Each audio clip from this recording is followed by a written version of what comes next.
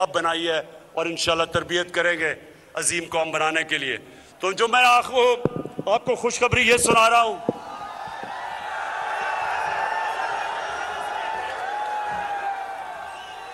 कि ये जो थ्री स्टूजेस का मतलब, स्टूज का मतलब होता है गुलाम। ये जो तीनों गुलाम हैं थ्री स्टूजेस, इन्होंने बड़ी ज्यादा साजिश करके, पैसा इकट्ठा करके, बाहर के लोगों के घुटने दबा दुबू के, पांव पकड़ के, जूते पॉलिश करके,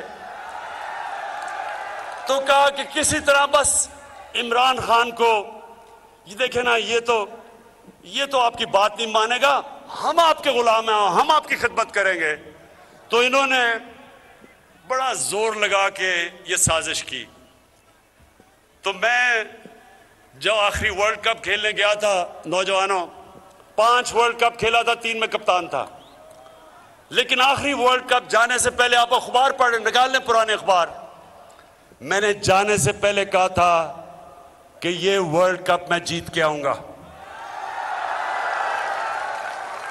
मेरी वो पुरानी टीम से पूछ लें, आधे वर्ल्ड कप के ऊपर हम बिल्कुल नीचे थे, मेरी टीम घबराई हुई थी कि जी हम वापस जाएंगे, अंडे मारेंगे लोग।